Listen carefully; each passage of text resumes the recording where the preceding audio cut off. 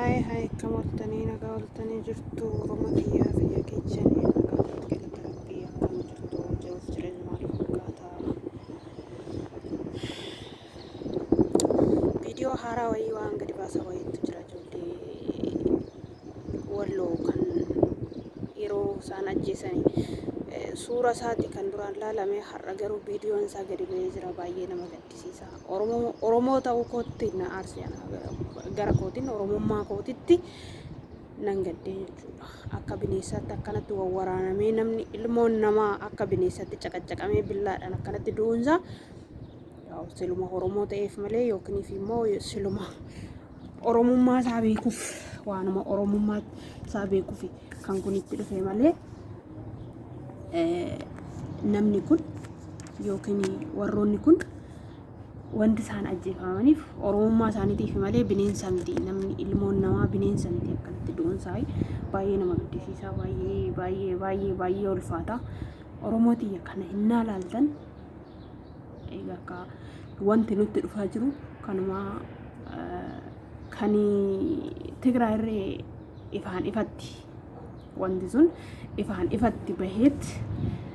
waraana irratti labsame kan keenya garuu afaduchaadhaan akkanatti waraanni akkanatti ilmoo namaa dhala namaa mana yaalaa ishiin dhaqxu hanqisee keessaa baasee argitanii jirtu isaanii gochi kunii fi jechi kun haaras miti jechi kun wanta isaanii haaras miti maaliif yoo jettan ijoollee Tigraay na ajjeesan isaan irree waraana wanta san kan hojjete waraana irratti hojjete kan hojjetanirra waraana irratti hojjete beenziin lodoo jiraate ni gubuudha jedhan reeffa har'a garuu waraana osoo hin taane qotee bulaa irratti wanta san hojjeta jechuudha garuu warra bakkeessan jiran argitanii uffata waraanaa tokko ofirraa hin qabani waraana miti kun uleedhanii kun billaadhanii kan isaan cafacafaa jiranii du'ee jedhee wal gaafataa jechuudha bineensa miti kan inni ajjeesaa jiru ilmoo namaati garuu du'ee moo hin duune waan jedhu viidiyoo san keessatti dhageessanii jirtu jedheetiin yaada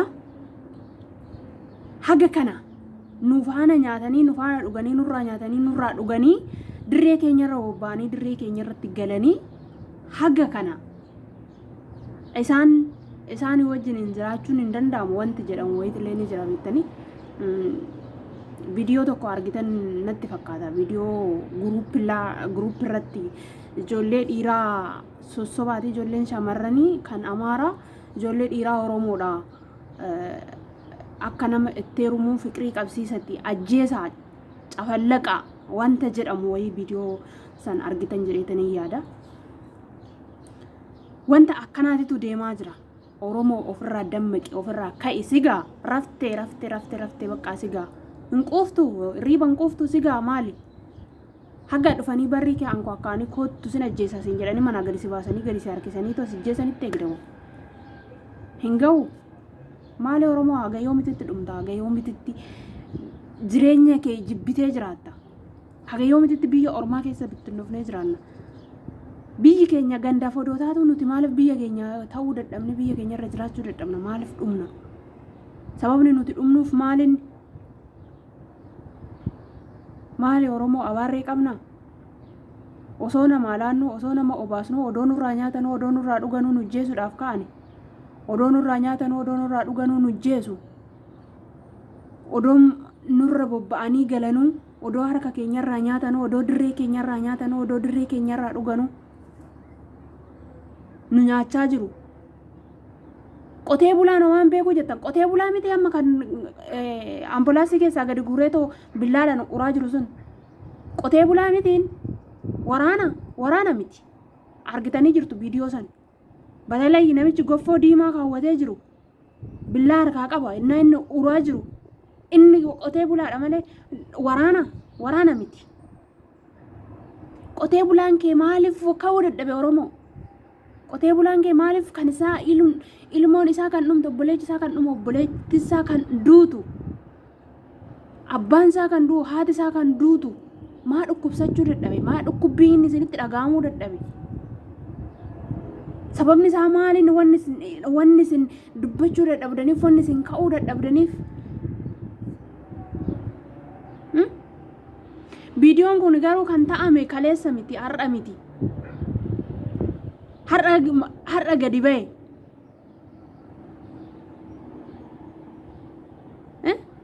isaan akka kan ofii fakkeeffatanii gadi baafachuudha jedhaniit garuu lammiin Oromoo bakkeessan hin jiru kan warra du'e san malee lammiin Oromoo kan dhaabbatee ilaalus lammii isaaniiti kan ajjeesaa jirus lammii isaaniiti kanaafuu akkaataatti miidiyaa irratti baafatanii too lallabbatan dhaban isaan silaa fakkeeffachuudhaaf ijoollee teenya ajjeesanii nutu du'e nutu ajjeefame isaaniin ajjeefamne yookiin immoo shaneedhaan ajjeefamne waan jedhu wayii qanabbaruudhaaf silaatan garuu qanabbaareen sun hin taaneef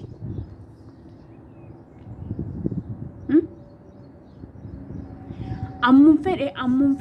fedhe ati cubbuu hojjedhu cubbuun ati hojjettu ammun fedhe cubbuu keessan dhoksuu xaarii garuu immoo dhugaan cubbuu keessan si dhoksuu hin dandeechu rabbiin isin gaafata dirree Oromoodhaa irra jiraattan irraa nyaattan dacheen Oromoodhaa isiniif laatte isin obaaste malee homaa isin hin goone dacheen Oromoo isin gaafatti gaaf tokko dacheen Oromoo odoo isin hin gaafanne hin dhiistu ijoollee ishiidhaa akka irratti gorraatanitti akka irratti cafacaftanitti dacheen Oromoodhaa gaaf tokko odoo isin hin gaafanne hin haftu namni ishiitillee yoo isin gaafachuu dadhabe yoo humna dhabe dacheen isin gaafatti dacheen Oromoo isin gaafatti Tigraawii numa gaafatte nuyi nagaumaan ofirraa galchine har'a garuu ofumaa isaaniitti bineessuma nu nyaachuudha afaan baasutu walitti deebi'ee wal nyaatee sunis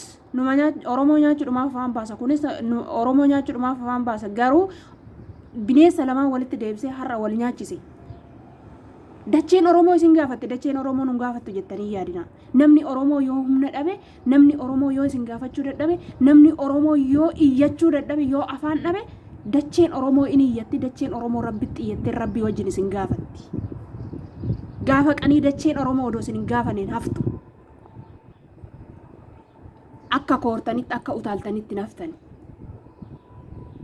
Tigraay nurratti utaalee nurratti geerareen nurratti burraaqet har'a garuu kan bineensi Oromoo nyaachuudhaaf Oromoon bineensa lama walakkaa jirti bineensa lama walakkaa jirti Tigraay bineensa ishiiti warri ammaatis bineensa ishiiti Oromoon bineensa lama walakkaa jirti bineensa lamaa san immoo dacheen Oromiyaa walitti deebistee wal nyaachiste ammas immoo kan kana caalu walitti deebistee isaan nyaachistu duraan Tigraay wal nyaatanii amma immoo eektiraadha walitti isin deebistee wal isin nyaachiftu dacheen Oromiyaa dacheen Oromiyaa nama ishii kabaji dacheen Oromiyaa nama ishii ulfeesse ulfinaan bulchiti nama ulfinaan ishii ilaalee ulfinaan ofirratti bulchiti nama ulfinaan ishii ilaaleen nama ulfinaan dhala ishiidhaan ilaaleen nama ulfinaan dhalataa ishiidhaan eegin hin ulfeessitu ulfinaan kennituuf ulfinarraan argattus dacheen Oromiyaa isin gaafatti rabbitti boochee ilmaa ishii dhabde dhiiga ilmaa ishiittu akka bishaanitti irra lola'e dhiiga ilmaa ishii lafee ilmaa ishiittu akka lafee harreetitti yookiin akka lafee bineensota adda addaatitti irratti caccabe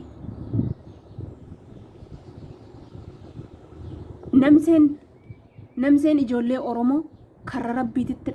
rabbii dhaabbattee isin tabaarratti dhiigni ijoollee Oromoo lafeen ijoollee Oromoo kan lafarratti bade dhiigni ilmaan Oromoo kan lafa jige kan laga lola'e dacheerraa isinitti iyya ammallee isinitti taa'iyyu lafeen ijoollee keenya akka cabdetti dhiigni ijoollee keenya akka lola'etti dhiigni keenya ni lola gaafa tokko hin haftu akka lola'etti nafu dhugaan ni baati hin bulti hin turti malee hin baati warra gamoo ijaartanii gamoo finfinneen Addis Ababaan finfinneen taatu ittanii nurratti dhiichistan madadaan gaafa qanii kan isin irratti dhiichisu ni dhufa guyyaan namaa miti guyyaati isinirratti dhiichisa. Namaa miti guyyaati isinirratti geerara. Guyyaa eeggatte Oromiyaan, guyyaa eeggatte Oromoon. Guyyaa gaarii nagaan naa oolaa, nagaa ta'a.